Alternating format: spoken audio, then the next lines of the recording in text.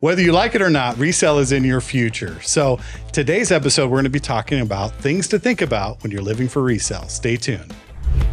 The Den, powered by the Lyons Group, a show dedicated to exploring hot topics in real estate, local happenings, and industry trends. We're a small team of professionals approaching $400 million in sales and nearly 2,000 local transactions. You're listening to time-tested experts and industry leaders. Here's a refreshing look at real estate happenings and more. Welcome to The Den. Hello and welcome to this episode of The Den. Today we're going to be talking about living for resale. Should you dedicate all of your time, energy, and effort into the resellability of the property, or should you think about some of the comforts and whether you put dollar in, dollar out, does it really matter? But before we get to that, let me introduce my friends, my partners, my co-hosts, the fellow members of the Lyons Group. To my left, Paul, hand me the Rockberry, Aspen, the Ninja Gruen, and the boss, Shannon Martin Martinez. My name is Ben. Hopefully I get to resell properties at some point. Lyons, before I pass it on problems to my family, because that can happen. But today's episode, we are going to be talking about, should you live solely for resale with your real estate? And there is a tipping point there. You should be thinking about resell, obviously, because whether you resell or your family has to resell when you pass on, it is something that should be on your mind. But at the same time, you have to enjoy your property. So Aspen, you came up with this topic. I think it's a great topic. But I do want to get your thoughts on this. What's kicked off your mindset when talking about this? My thought was just, you see so much like the gray flooring, the white walls, and that was really popular for a few years and everyone was doing it, and it's less popular now. So even if you try and follow the trends, they're probably going to go out of style anyways. You know, the Tuscan kitchens, we saw a ton in 2008 with that brown, so it's like you might as well just do what you like in your house because you can always paint the walls later. So do what you like, have a little bit of character, just go for it. So I got in and built during the grayish phase. So we've got a lot of grays and we got a lot of beiges. Thank goodness we did like kind of a darker wood flooring. And I still think our house, I love the way our house has turned out. It's kind of our flavor. Your house is also like a custom, a little bit nicer house. I just think people get like that cheap laminate flooring and the white walls and everything just gets like the landlord special. And that's kind of. Yeah. Starts getting washed out a bit. Yeah. Yeah. But I can already see, even with our home, which was built, I want to say 8 years ago, I can already see like we're going to need to start doing some updates sooner than later, just because, I don't know, it's just not in style anymore. My house was built in 2008 and it looked like it was built in 2008. Like you could just tell I knew the exact year before we even, right when we walked in, I was like, oh, yep. 2008? Yep. Because the walls, the ceilings, everything were that brown, which wasn't bad. It just wasn't my style, and it's not as in style now. Yeah. For you in particular, you're thinking about, let me enjoy my property. Like, who cares about resellability? Or is that in the back of your mind? Like a little bit. Yeah. Whenever we redid our backyard, I definitely was thinking, am I going to be able to get this back out? But then I know not everybody loves a garden. So if I was just thinking about resale, I probably wouldn't have added a full section of my backyard just for a garden. But I love a garden. So I went ahead and added that in. So a little bit of yes and a little bit of, what you want. Yeah. Shannon, what are your thoughts? Should you be thinking about resale constantly or enjoyability? Where's the tipping point for you? No, I think there's a balance. I think, like Aspen was talking about, there's just a balance to all of it. I think that you have to be kind of smart about it. You don't really want to make things too custom, or you don't want to do things that are really going to take a lot to undo, or that's going to really be hit you in the pocketbook when you go to sell because somebody doesn't want it. But most things, I would say, keep it the way you like it. You have to live in it as well, enjoy it, and still be smart about where you're spending your money with the things that you're doing. Yeah. In fact, I was talking to a friend of mine, and his parents built not too far down from where I live, but it's almost 10,000 square feet. And it's just husband and wife. And he goes, Ben, it's a 2-bedroom. And I'm like, it's a 2-bedroom, like 10,000 square feet. He's like, dude, it's a 2-bedroom, seriously. And he said, it's going to be, at some point I'll have to deal with it and whatnot. But he goes, I would have totally built it So it was just an easier sell, but they built it because that's what they wanted. And they did not care about the resellability factor. So, they're not going to bring as much value down the road, but they're going to enjoy it for, they've already been there 20 plus years. So they're going to enjoy it for another 20, 30, 40 years, whatever it is. Paul, what are your thoughts there? When I think about this topic, I think of repairs. Like when you're doing the repairs that need to be done, changing a water heater, electrical problems, all of those things. If you're a handy person and you think you can do it, it may come up as something that needs to be redone when you go to sell. So my thinking is, having seen a lot of DIY projects that, make your home almost unsellable, that if you have repairs that need to be done, get them done correctly. Think about, when somebody else comes into this home, if you've got to, go out and twist some wires to start your appliances, probably don't do that. Get somebody that's licensed. Painting the walls a different color because you liked pink and now you're going to do it a more neutral is easy, but having to redo all the electric is a little bit harder. Or a roof, roof repairs is a big one too, because, that is, when you go to resale, an appraiser can come out and go, that's not passable work. That's, we can tell it's a fix. Really nice pink solid stone countertops. And I was like, that's hard. That's hard. Yeah. Because they are nice and they're expensive and you don't want to just rip them out, but it was a bold choice. Yeah. Well, we got to really want that. We sold a house that had concrete countertops with epoxy that they had laid over the top. Do you remember this? And they let all the drips stay there. And so as you go by, it's like icicles all along all the countertops in the house. And both of us were like, why would you do that? And but someone bought it, right? Somebody bought it, and I think probably brought right away, cut it all off. But it was one of those things, like, just because you like it like that, the next person may not. So you have to make that choice whether you want this to be value added to your home or a possible, con when you go to sell it. Yeah, and same thing with loud roofs. Like you do like a bright blue roof, like that. Just paint the outside of your house blue if you want, but keep the roof like neutral, because repainting the house, not that big of a deal. I mean, it's a big deal, but it's not as big of a deal as replacing your roof, because your roof's blue and it just doesn't help the sell of the home. One of my rentals has a blue roof and I actually kind of like it. Yeah. And some we've seen gray and blues in the roof tile, and then they can play off the gray a little bit on the outside. But boy, if you start going loud colors, now I agree, Aspen, in your house, paint your walls. If you feel the flow of big colors, then go for it. Cause those can be painted, right? It's not that big of a deal, but if you're making, you're spending $15,000 on pink granite stone countertops, you may want to think that through a little bit. You may want to plan on staying there a while. Yeah, it depends how long you're going to be there too. Yeah. Are you going to be there for a long time or? Yeah. And what's your financial position too? Yeah. Again, going back to my friend that his parents have that huge house, when he goes to sell it, whatever the market is for there, it doesn't matter. It doesn't matter. It is what it is. They're pretty well to do, and that's okay. It was more about what they like. Now, if you're more in my vein, it's more of like, okay, I want to set my children up. If something were to happen to me, they should be able to sell this asset. It should be an asset for them.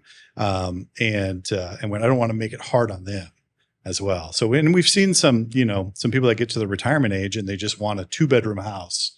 And it's like, ooh, add that 3rd bedroom, because there's a big jump in value from 2 to 3 and a pretty good size from 3 to 4. But after 4 bedrooms, I mean, correct me if I'm wrong, it's the law of diminishing return. At some point, 7 bedrooms doesn't matter, right? Right. So what about stuff like, Paul, the HVAC versus a swamp cooler? I mean, big upgrade, a lot of money. What are your thoughts on some of the mechanical components? Well, a few years back, I was in the house I have as a rental now, is one I raised my kids in, had a swamp cooler that we inherited when we bought the house probably 12 or 13 years before. And I'd already replaced the pump and the motor and all of the things already. So I said, you know what? I'm sick of this. It's not working very well. I'm going to get a quote for HVAC. And it was, I'll just say this. When I got that quote, I immediately went and quoted a new swamp cooler. And I said, I could do 100 of these swamp coolers by the time it gets to an HVAC. So for me at the time, financially, did not make sense at all. Now, if you're buying a home, I would suggest finding one that already has an HVAC, or if you have new construction or something like that, the HVAC is definitely a huge upgrade in a home. But go from swamp cooler to an HVAC unit is, you have to be ready for that one. Yeah. Well, what do you think, ladies? You take this one. What do you think some of the biggest return on your money that you should get with upgrades? In other words, is it flooring? Is it a kitchen? Is it a bathroom? Is it a roof? Where are some of the bigger upgrades? What are your thoughts? Shannon, you go first and then Aspen. I think probably kitchens and baths. There's nothing sexy about having a new roof. People want a new roof, but they expect that you're going to sell a house with a good roof on it.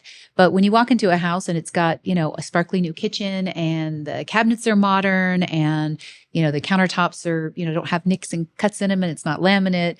Those kind of things really sell a house and really make someone want it and want to pay for it. So I think you get a lot more. I think you get a lot more back in those than you do. I agree. I'd like a good HVAC system, but you can put it on there and nobody's going to pay you $20,000 more for the house because it has one. Yeah. They expected it had heating and they expected it had air conditioning or some sort of cooling unit. Yeah. They expected that. Aspen, what are your thoughts? I was going to say kitchen and bath. And then I think once you get to a certain priced home, I think you can start getting into more of that custom stuff, maybe like outdoor kitchens or maybe some special woodworking in the house that you could probably get the value back on. But if you're doing it it just depends on the style and of house you're doing it on, because it wouldn't make sense to add it to certain things because you're really just not going to get it back. And I actually don't mind evaporative coolers if they're built for the house. My first house had 2 add-ons. They added on in the kitchen and then they added on in the back bedroom. And those never got cool, but everywhere else in the house was fine. My last house was bigger, only one only one swamp cooler, but it was built for the house and it was completely fine because it was ducted to everywhere it needed to be. So to me, I actually don't really care about a refrigerated cooler, but I know some people do. Yeah. And it can make a huge difference because I'm just thinking about, there was an investment property in Aztec and the owner of that property had done, the roof had been maintained every year, put all new, fire suppression in, all new plumbing had been ran. I mean, it was just all the infrastructure and those components had been taken care of, but the property itself, the cosmetic component it just wasn't at the same level.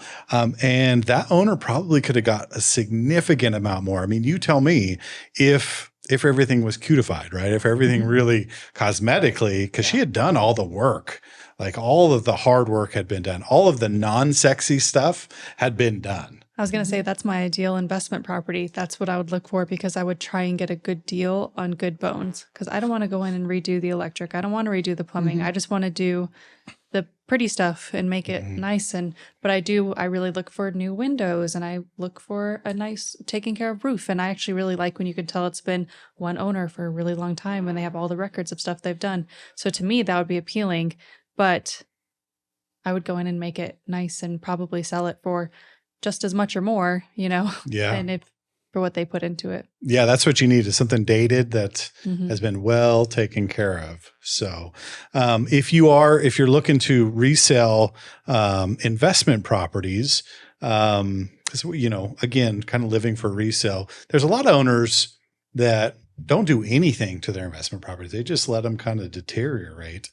But I don't agree with that. I mean, I really think you should be, taking care of your investment properties as they come along. Now, a lot of people don't have the extra money to do it. But what would be some of the critical things that you all would do with an investment property right out of the gate? If Paul, why don't you take this one? If you're looking or thinking about living for resale down the road, and everything kind of needed some attention, but what would be kind of your priority list of things? Would it be the non-sexy stuff? The mechanical? Would it be the roof? We need to say that word again in this podcast. Yeah. Non-sexy. Non-sexy. Well, I just had a huge issue with tree limbs falling. So if you see concerns right away, I would take those out or remove the concerns right away. So whatever's the thing that you can budget for, whether it's an appliance, mechanical system in the home, furnace, heating or cooling, whatever it is, roof, if you have issues with that, get those done first, and then the maintenance over the years is easier. But for me, I should have started trimming trees right away. Get your ladder up there. Well, I didn't do that. Yeah, I'll get my video camera. These were not small. These were trees that were falling off this tree. Oh my gosh. I've seen too many videos of people swinging off of ladders and branches taking them with them. I'm smarter than to do that. If you ever aren't smart enough to do that, let me know, because I want to be down there to see how this plays out, because those are some big trees. I've seen that property. You're just cheering for me to get hurt, aren't you? No, I just want to go viral. I don't know I was how just we do going to say that. That's all I was looking for. Shannon, how about you? Same thing for you. Investment property. I mean, everything kind of needs attention. What would be your priority list? Yeah, I would say the mechanical systems, keep those up. But I think also when you're talking about investment properties, if every time somebody moves out, you freshen up paint, or you freshen up some flooring where it needs to, or you recalk the showers, those kind of things could really go a long way for just keeping it nice and fresh for that resale when it comes. The longer those things go in between getting attention, I think the worse off they get. And then your bill is going to be bigger when you have to do it for the resale. Yeah, great point. Aspen, what are your thoughts? I always check roof and electric, and then heating and or cooling, depending on what it is. But if the electric is outdated, I always update it, just because that's what I would want for my family and just for safety, So I always make sure I do that. And then the roof, make sure it's not leaking, because water will just mess everything up. And then if I do all that and, I just have to do some basic flooring and basic paint, and then that's fine. I'd rather it be safe and structural, and, maybe get the cheaper flooring. Yeah. So maybe less pretty, but more safe. Yeah. Especially if we're dealing with tenants. That's what I would want, especially if someone's bringing kids in there themselves. I would expect it to be safe for my family. So if I get an inspection and the electric is double tapped, or they flag it as dangerous, I'm going to redo it. Yeah. Yeah. Well, and speaking of safe, because I agree with you, I think the mechanical component's one of the biggest components, especially if you have tenants and they're relying on you for safe things. Paul had an instance where your furnace was leaking carbon monoxide, and it was a serious deal. You guys, make me relive that. Yeah, I do. I want you, because I think it's a good story. I think you should share a little. Well, we had a leak in our master bathroom. And the water was coming through the pan, and we would get this wet spot in our hallway. We had an old Mossman, 3-bed, 2-bath, 1 hallway. The carpet would get wet, and we didn't know what was going on. We had no idea. So finally, I pulled a vent out. I started doing a little bit of exploring, and it was damp. So every time we took a shower, we figured out and once it got worse, we kind of figured it out. So short story long, we hire a handyman. He comes, pulls the furnace, pulls because the master shower backed up to the furnace closet. He pulled all that drywall out after he pulled the furnace. When he put it all back in, he didn't connect, or loosely connected the exhaust vent, and it popped off. And this happened in the springtime. So when the fall came around, when we turned the furnace on, we all started getting sick. So headaches during the day, or headaches at night, throwing up, that kind of stuff. Whenever we would leave the house, we'd all feel better. We go back in, and Michelle finally said, something's going on. Bring one of your carbon monoxide detectors home. And sure enough. Wow. It's crazy to me how many rentals don't have. You're supposed to have so many smoke alarms and carbon monoxide detectors. I have one in every bedroom. Yeah. And then I have one in the kitchen and living room and hallways. I really literally put one in every single room, except bathrooms. Because it's such a preventable thing. Yeah. Yeah. Well, and I do now. Yeah. But it was. And that's actually really common. I go on rentals all the time, and there's one smoke alarm, and I'm like, they're so cheap. Right. Go get them. Yeah. And you only need I think 1 carbon monoxide detector per house, but I'm with you. Put them everywhere. I put them in every room. Yeah, me too. Yeah. Every bedroom and then hallway. Yeah. I don't normally put them in the kitchen just because cooking, they'll go off all the time. But. Well, and with the carbon monoxide detector, a lot of people don't realize they put them up high and carbon monoxide settles. Right. And so if it goes off and it's up high, ooh. So actually, Yeah. I was just talking to Bryson about this yesterday, and so he works the fire department. So this is, I'm taking it as legit information. Yeah. If I'm wrong, it's all Bryson. Enlighten not me. us. Yeah. So he was saying that the way that those work actually is because of how the air and oxygen displaces. So even if you get one that, if it's made to go up high, it's because it's displacing. So it should still work. Oh, if okay. it's made, like, the combo ones, the smoke alarm. Yeah. He said those are fine. So those work properly then. Because it's not actually detecting the carbon monoxide.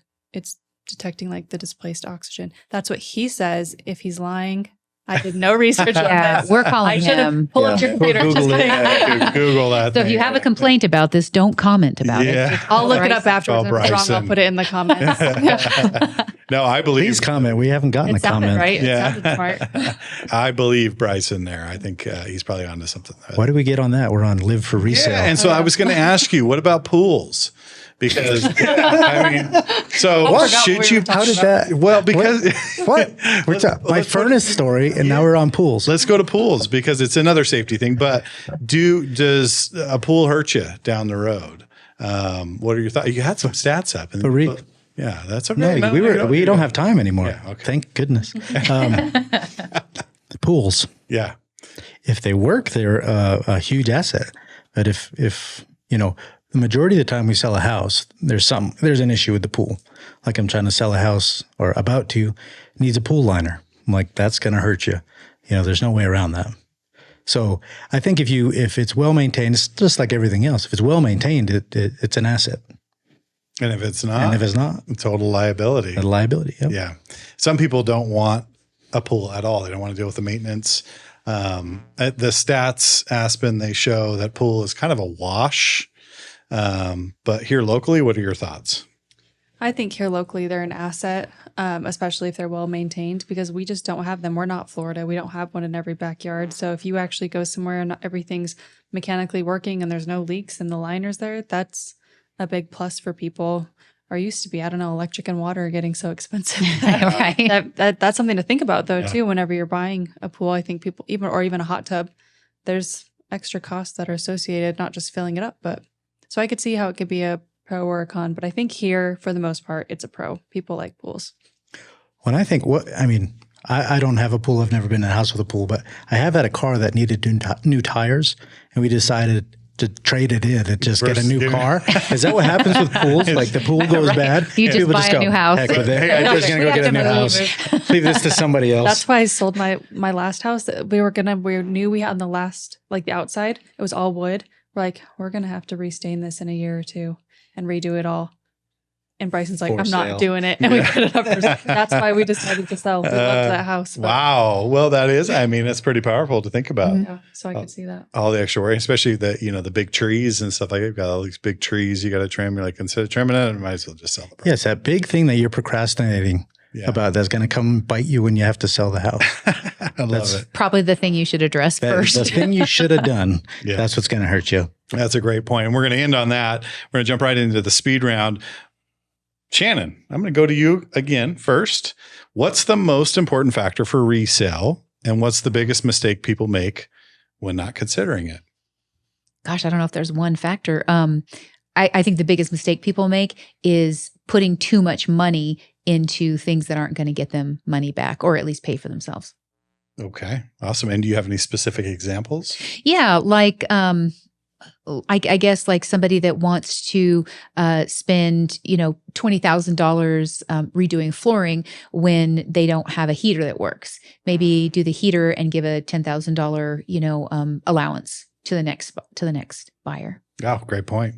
Aspen, what are your thoughts? Most important factor for resale, and what's the biggest mistake people make? I think they kind of go hand in hand. I would say if you are thinking you're going to be selling in the next 5 to 10 years, if you're planning on doing some major improvements and putting money into the property, you need to talk to a realtor, have them come over, and they'll be able to tell you what you should and shouldn't do. Or if you're planning on staying there for a long time, do what you want. It's your house, enjoy living in it. But if you are thinking you're going to resell it and you can't afford to lose the money on these fun improvements, I think you need to get a professional out there to tell you what to do in the area that you live in. Great point. In fact, I tell people that all the time because we work with people for years and years and years. I'm like, you're my client. And it doesn't matter if it's 5 years down the road, call me if you're going to do something, because I'll talk you through whether it's something that you're going to get dollar for dollar back out, or it's, there's that tipping point of whether you're just going to enjoy it for a few years. But call us and talk to us before you do these things. Paul, round us out here. She took mine. You did. No, I'll be honest. I mean, the thing that I say for resale, fix the thing if you think of what I got to do the house and that one thing pops up, do that. Now I tell people all the time, you're not going to get your money back. Like, if you don't need a new roof, don't put a new roof on. Don't upgrade the HVAC and think you're going to get everything out of it. Yeah, I agree with everything they said. Yeah. And I agree with all of you. I think that's, you made some great points. So we're going to jump into my favorite section of the podcast, which is called the Lyons Pride. We like to highlight a person, event, an organization that does some great things in the area. And we like to highlight them and congratulate them and thank them for all that they do. Paul, you're up today for the Lyons Pride. Who would you like to highlight? Well, I'm going to say that I wish I had known beforehand. So I'm just going to say, I would like to highlight us. Yeah. We have put so much work into what we do. This podcast, for example, I don't know when this will go out, but we started at 3:00, 4:00. Ben couldn't get it in one take. All the time and effort it goes into all the things that we do, the marketing, and we are always customer first. We have fun. We try to compete with each other, but we're always trying to do better. We've been the number one for many years in the state, in this office, in our community. We give back to the community, but I can say we've always been customer first, and we always think that we can improve. Oh, I love that. Well, thanks, Paul. Thank you, man. Welcome us to the Lyons. That's Yeah, absolutely. No, I do. I love that. And I appreciate that. And we have actually, for all these years, we started with the take care of the client, take care of the people, and the rest will come. We'll take care of itself. The money will come, but let's take care of our people. And that has been very successful for us. And that's a mantra that we've beat for many years, and that warms my heart. Paul, I appreciate that. And not with a sarcastic note either there. It truly does. Thank you for that. So if you like our content, please go to our YouTube channel, like and subscribe, sign up for our newsletter. We got an awesome newsletter. We're putting out great information every week. Go to our Facebook page, go to our Instagram or TikTok. And more importantly, go to sjcbroker.com and sign up for a personal consultation where we'd love to sit down with you, talk with you about whether you're looking to buy or sell residential or commercial, and we can give you an advantage in today's market. We'd love to work with you, sit down with you and have a consultation. And that's something you can do at any point with any one of us here at the Lyons Group. So thank you for listening to this episode. Until next time, we'll see you in the den. Thank you for listening to The Den, powered by the Lyons Group. Hit the subscribe button to keep informed on real estate happenings. If you'd like to learn more about the Lyons Group, visit sjcbroker.com. Complex markets require complex strategies. The Lyons Group can give you a true advantage in any market. Whether you're buying or selling, residential or commercial, contact us directly at sjcbroker.com. We're time-tested experts with a client-first approach, and we'll see you next time in the den.